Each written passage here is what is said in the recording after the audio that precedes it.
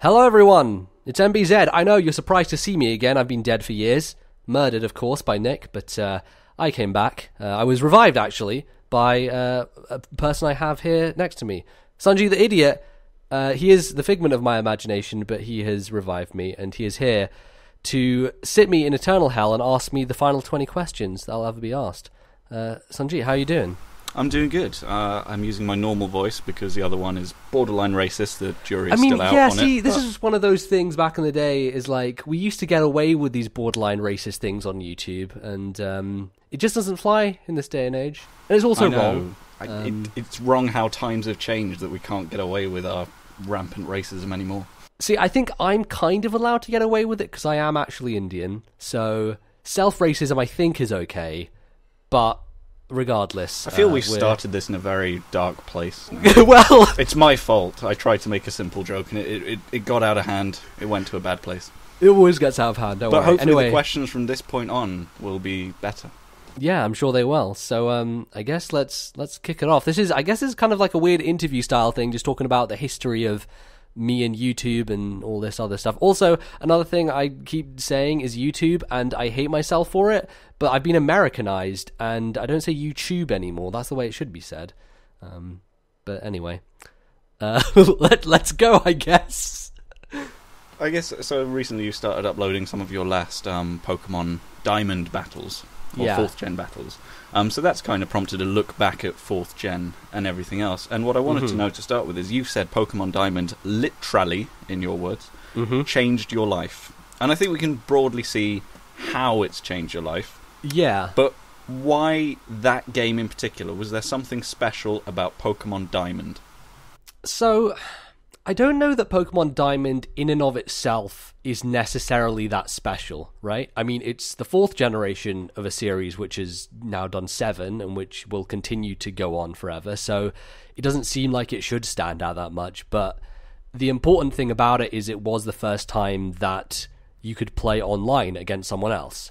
And when I was going through Diamond for the first time, like, I enjoyed it. I thought it was fun, and you know, the story goes is that me and my 2 other friends, Bally and Ali T, we got the games early because my dad was in America and he'd gone over there for business, and the games were out there before they were in the UK, he bought 3 copies and came back and then gave them to us, and so we just sat there playing them forever and ever.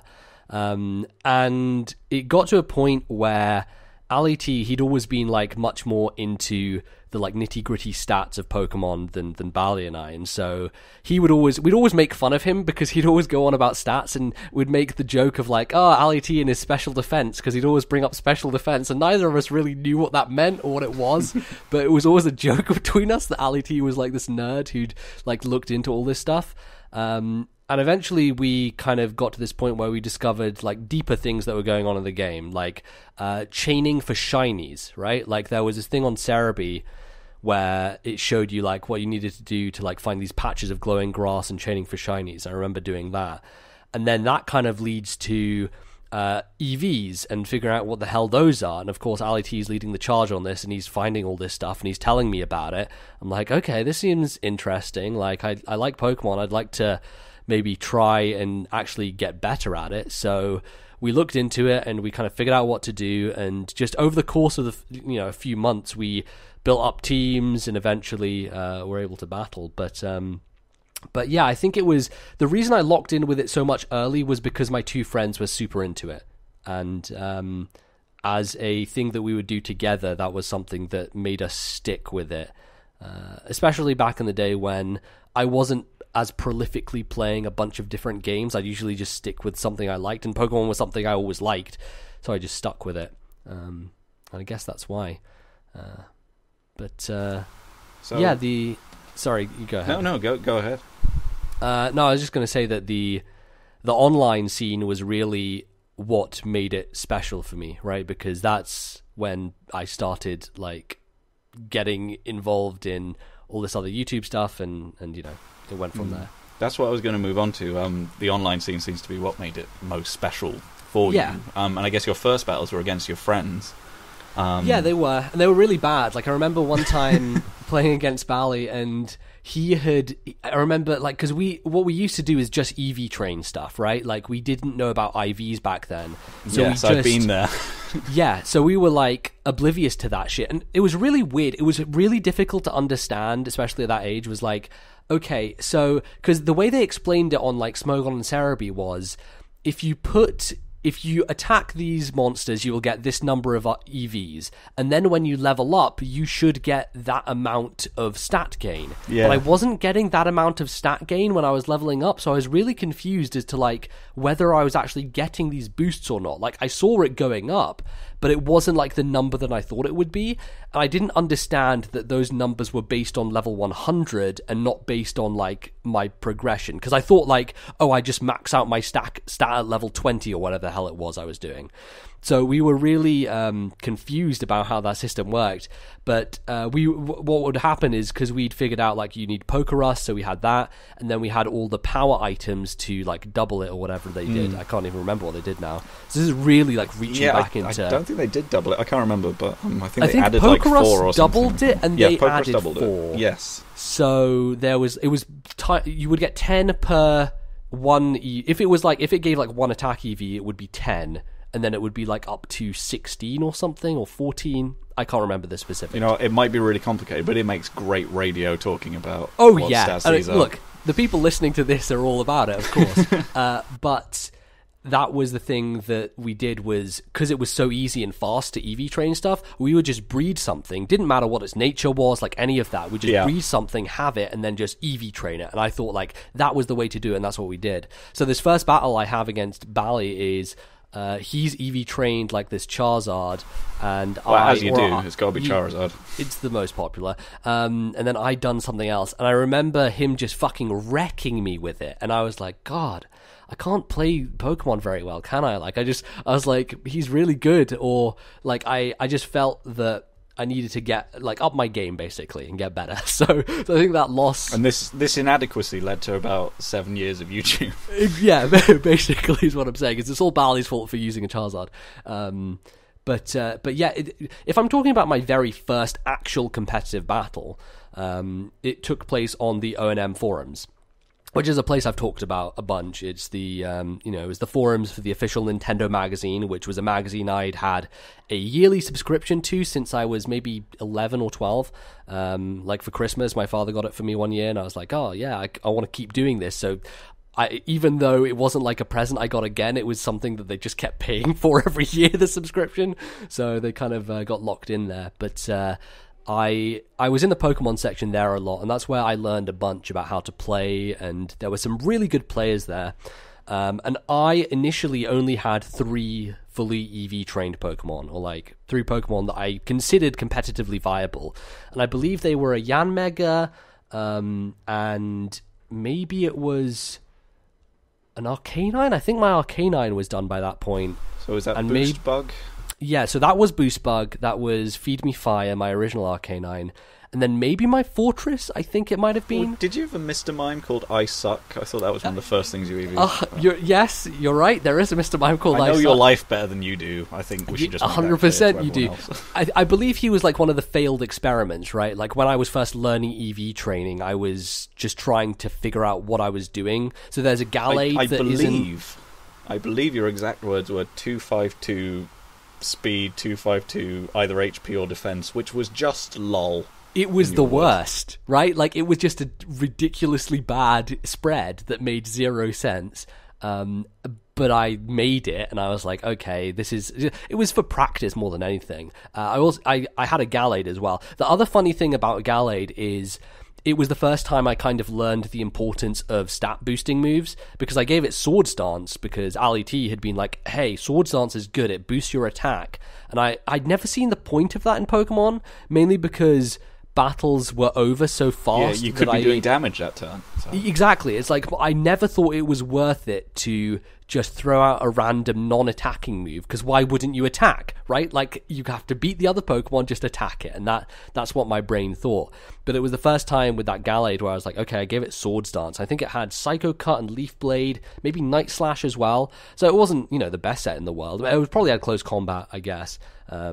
So it wasn't, it was pretty boring standard, but it was like really a revelation to me, right? I'd never tried something like that before. So I think that Gallade and that Mr. Mime were two of my like first failed experiments at like, I believe that Gallade I used in the battle against Bally's Charizard, and it didn't do too well. But regardless, that led me to making this first kind of few guys, because I'd mapped out my first team, and I can't actually remember like from memory my first team, but I know there's a 4th gen battle against Xerxes that I will upload at some point, in which I use my first ever competitive team against him. Doesn't go particularly well, but I guess you made some bold choices with like Yanmega in there. I think my first attempt had like Blissey and Skarma in it. Yeah, that's the traditional choice, and I had a Blissey, right, and Blissey was the obvious pick. But for me, because we didn't have access to action replay stuff back then, and because a lot of people wanted to do it legit, because like on the ONM forums, you were shunned if you used any of those kind of devices. Like it was really a bad thing for a long, long time. And I wanted a Blissey, but we couldn't get the soft-boiled variant. Yeah, because you had to have a Blissey from Gen 3 that you would then trade up because of natures or some. There was some weird reason why to get the proper. It wasn't soft-boiled. Where they list it on Smogan, but it's almost impossible to get. It was seismic toss, is what it was, and that was the thing that I couldn't have a seismic toss Blissey. So I opted for the aromatherapy variant, which I really like still to this day, which is aromatherapy soft-boiled Bolt Beam, because Bolt Beam was a big thing back then, using the combination of electric and ice to cover a lot of the spectrum in terms of coverage. That's really made a comeback in Gen 7, actually. Oh, really? That's well, no, I can tell you anything about Gen 7 you wouldn't know. So. You're right. You could make up a bunch of shit. I don't know anything about Gen 7. I'm just exactly. I would believe it. But so yeah, that was on my first team. I believe it was Salamence, Blissey. That was my Fortress, the Yanmega, that Arcanine probably, and then there was one other that's not coming to mind. But in any case, like the first match I actually had was this 3 versus 3, and it was against this guy called Diddy, and he had Snorlax as his profile picture. I remember this all really clearly, which is weird. One of my questions was, do you remember it? And I think as you've given us basically a complete team, I think the answer is yes. So back then, like a lot of this stuff really sticks with me because it was so special and exciting at the time. And I remember putting his Snorlax to sleep with my Yanmega and subbing and getting to my Pattaya boost and beating this Snorlax with my Yanmega, which is really weird and it shouldn't happen, because Snorlax, as a special kind of wall that takes all those hits, should not be able to be felled by a Yanmega, but I managed to do it, and I was really excited, because it was this strategy that I'd kind of concocted on my own, although I'd heard like ideas about using these berries to boost your stats, but I saw like, hey, Yanmega has speed boost, also if I give it this berry, its special attack goes up, and if I give it sub, I can get it to that perfect range, so it always activates and I'm safe behind it, plus I can put things to sleep. Like, it was this beautiful creation in my mind, and it worked really well, and I won that first battle, which was crazy, because this was a guy who knew what he was doing, and I believe he'd beaten like quite a few people on the forums. It was only a 3 versus 3 though, right? So it wasn't like my official first entry into the scene. And I'm not sure if I can actually remember the exact person I played for my first battle. I guess if you had the emotions for your 3v3 of like having your first battle, then that would kind of be in your memory as your first battle, so it might not be quite as fresh. It was, and that was the one that sticks out to me the most. A lot of battles back then were memorable to me for a lot of really weird reasons. Like, the first time I realized that you weren't allowed to use Quick Claw and items like that, which were based on random luck and going first. So because I didn't have enough leftovers, back in the day you can just clone a bunch of leftovers. So my Blissey had... Nick gave me 5 leftovers during Gen 6, and they're still like my staple leftovers. I've no idea where he got them from, but thank you, Nick. I'm sure he hacked them. As he got them legitimately for me. That's oh yeah, of course, yes. He started 7 different new games and played to the point where you get leftovers and traded them across. Yes, it's exactly what he did. So yeah, Sorry, my Blissey. That's all right. My Blissey had leftovers, so I had to give my Fortress something. So I gave it Quick Claw, and I was battling one of the gym leaders at O&M, right? Because, the forums, you have gym leaders. I do remember gym leaders, yeah. It was fun at the time. Like, I think it's a very time and place thing, because when people try and start gym stuff now, it's always... It dies. I was on Pojo Forum sort of halfway through Gen 4. I didn't really get on the bandwagon too early in terms of battling, and everyone tried to start forum wars. Yes, there was a forum war between LLC and O&M. Not LL... Was that the name of their website? I don't remember. I was Pojo, I can't remember. Pojo wasn't relevant to anything when I was on it, so...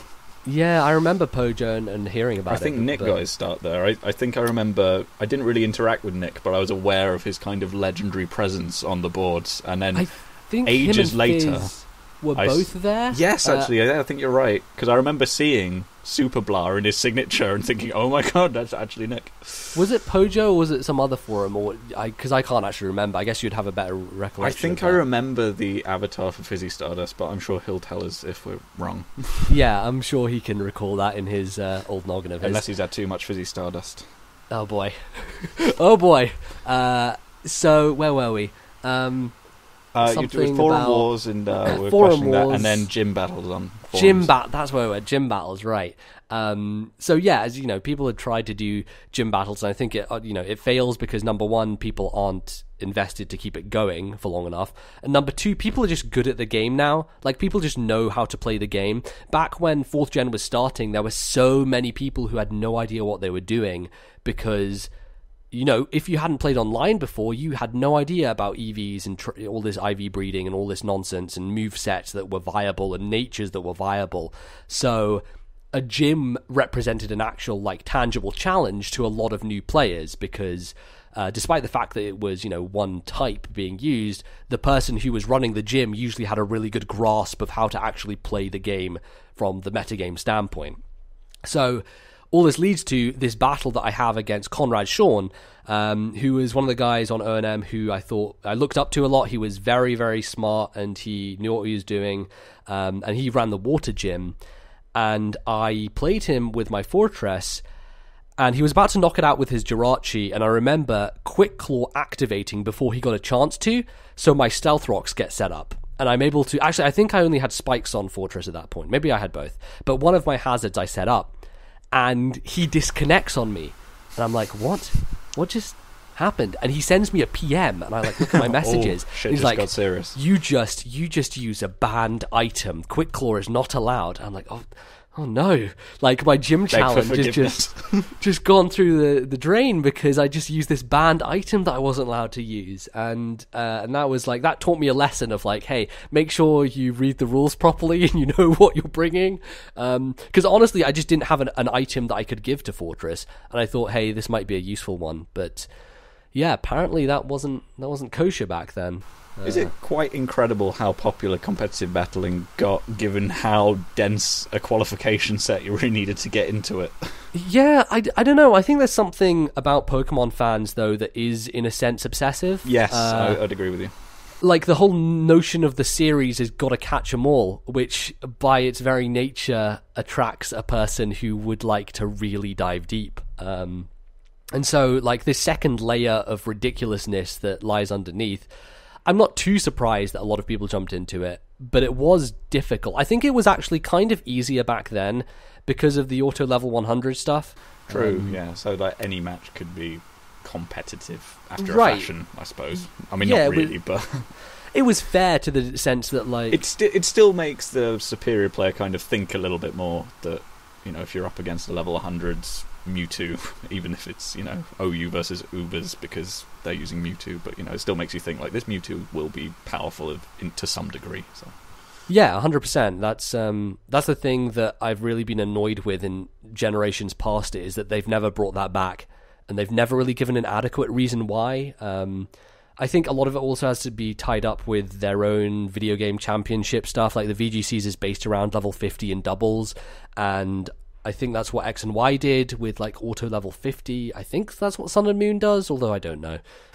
Probably. I've never really got why they went with doubles. I mean, it's a quicker battle format. I think that's the only reason why. It is. If you do 4 versus 4 doubles, it's over quicker. I believe that doubles is very competitive, and it is there's a lot of strategy to it. It's just never been something I've been interested in. But. There is. It's just there are things in doubles that you kind of have to have, right? Like protect is prevalent and it's needed, and that's how people play, which I was never a fan of. It's like I really liked being able to be creative with my sets and have a nice variety of them, and I felt like doubles kind of just locked you in a sense that wasn't fun to me personally, but you know, I see why they do it. But yeah, so yeah, a lot of my like initial battles were really exciting, because I'd played online against people in the sense of like Mario Kart DS had come out. That was one of the first online games I played on console. Like I played a lot of PC stuff back in the day, like RuneScape. I was big into RuneScape when I was like, 13, 12, maybe. Around that time when I was leaving my primary school, I was massively into RuneScape. There was a game called Adventure Quest that I was big into, but there was something very special about being pitted online against this game that I'd been playing for years and now had this like higher understanding of. And so there are lots of matches that I just recall with this weird clarity. How did you feel when you were like selecting your moves? Because I remember my first battle, like my heart is going, like my hands are almost shaking a little bit with like the adrenaline of Pokemon. Like absolutely, like that's exactly how it feels. It feels like, oh my god, like I need to read this person's mind almost, and you're afraid of like making a prediction or anything. Like your first battles are very straightforward usually because you're just going with, okay, I need to do this and make sure it works, and that leads to sometimes you're not doing too well and maybe thinking, oh man, I need to like go back to the drawing board. But no matter what happened, it was always in an incredible rush. And I think that was heightened for me because one of the first things I did, like having not played that many battles, maybe like 10 or so I'd played before I entered the first O&M tournament that I'd been a part of, which I believe was O&M 4 at the time, was the fourth one they'd run. And all of us entered it, me, my two friends, and we all got past like the first round, and then in the second round, Ali T had to face off against one of these guys who was really fucking good. Like there were two guys who were amazing, and they were called Havoc and Kineas, and they basically won every tournament. One of those two, they were usually both in the final, and Ali T faced off against Kineas in the second round, and I remember him being round at my house and having this battle against him, and me like looking over his shoulder, and us just being so nervous because this guy was savage. He was really damn good.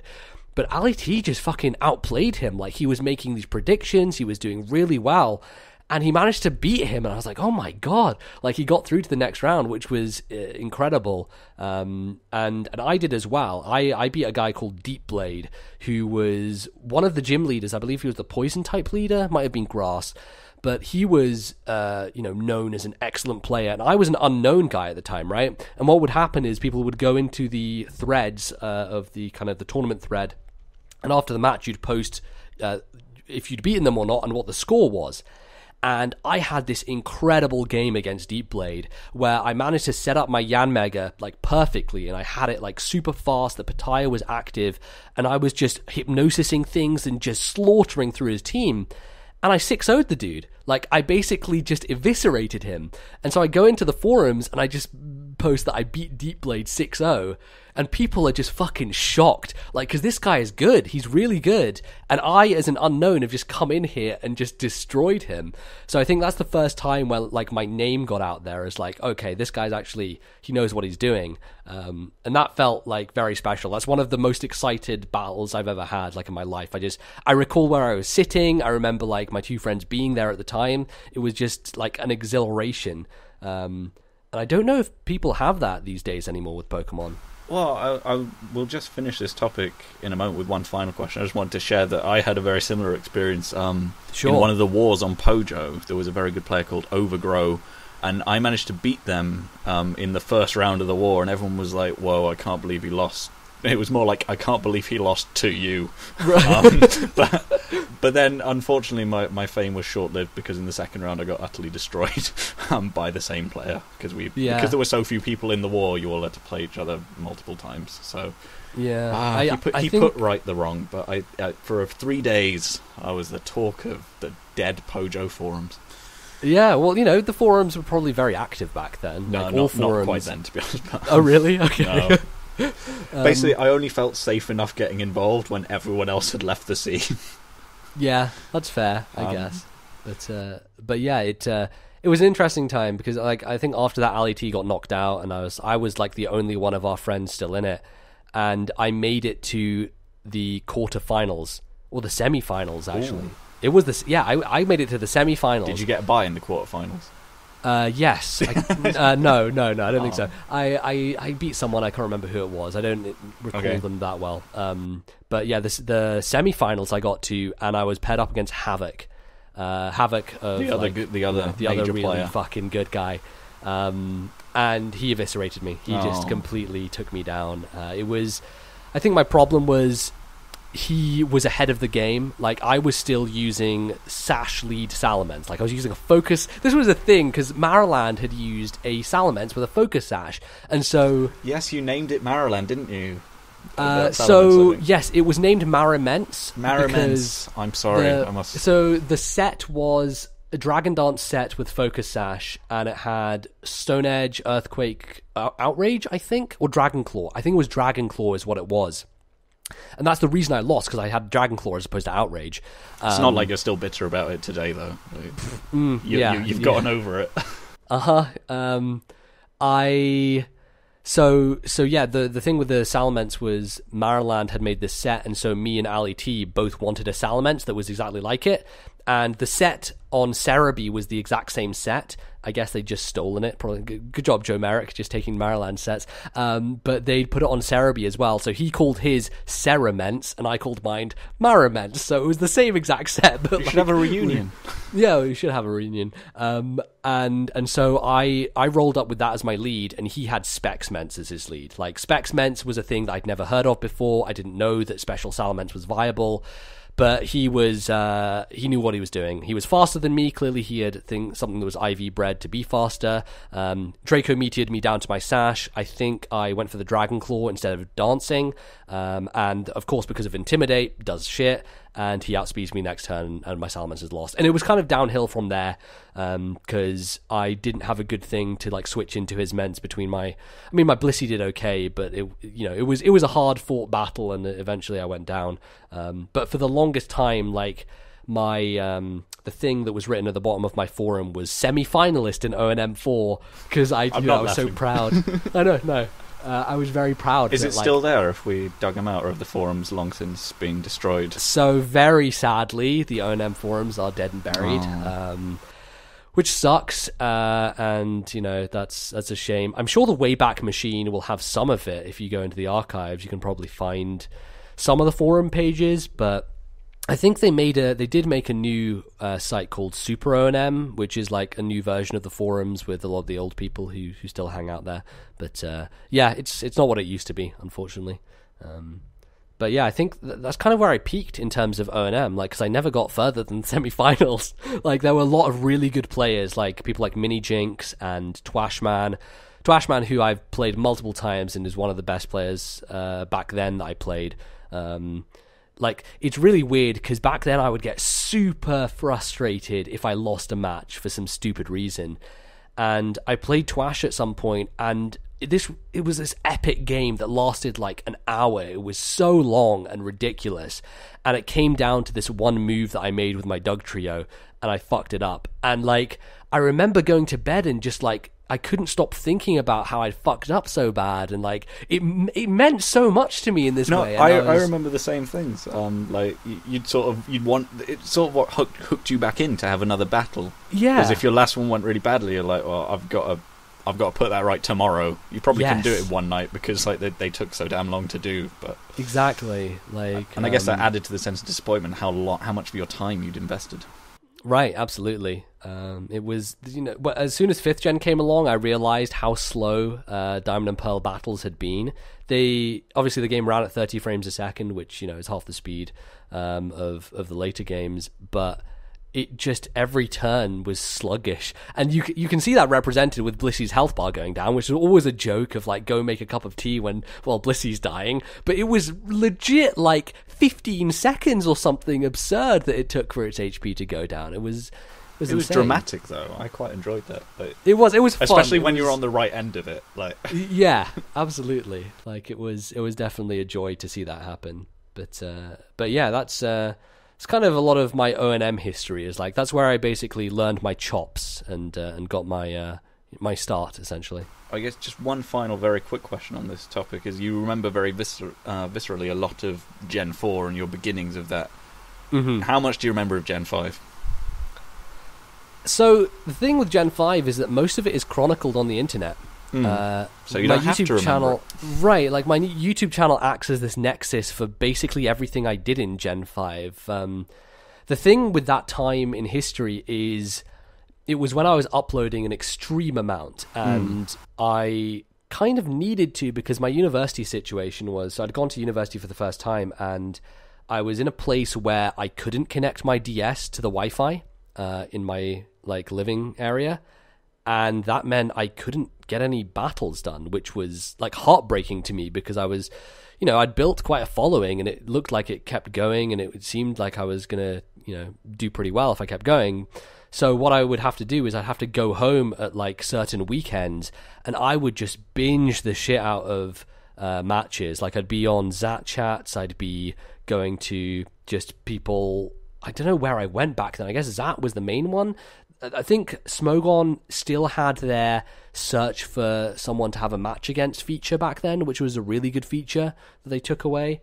But yeah, I was just going crazy and I recorded 25, 30 matches at over a weekend, which is absurd, but I needed to do it if I wanted to have a consistent stream of stuff going up on my channel. So I don't think I very well recall individual matches of that era. It's very difficult for me to be oh yeah, I remember that specific match where that happened. Whereas with Diamond and Pearl, every single match felt important and it's something that on your was soul. Memorable. Yeah. Because there are certain matches like the monotype I had against Detai, the poison type one, which is Ferris always talked to me about how that was his favorite match that I'd uploaded on my channel. I think it's one of my favorites as well because it's this saga of me trying to get around this. I can't remember what it was at the time, but I had my Roserade at a tiny amount of HP and I had a Salamence a low amount of HP, and it's just this saga of me switching and predicting and switching and predicting and just constantly working around this guy and beating the odds and coming back. And I just don't. I think 5th Gen I had some fantastic battles for sure. There were some really good ones, but if you ask me to tell you one of them right now, I don't think I can. Well, there you go. We'll better check out that poison battle in the description below, I think. Yes, absolutely. My favourite battle was against M-Bear you had, or M-Penguin, which you uploaded to the Mosh Pit. He was a good dude. I liked him. Yeah, I just got into him and then deleted all his videos, so... Fuck him.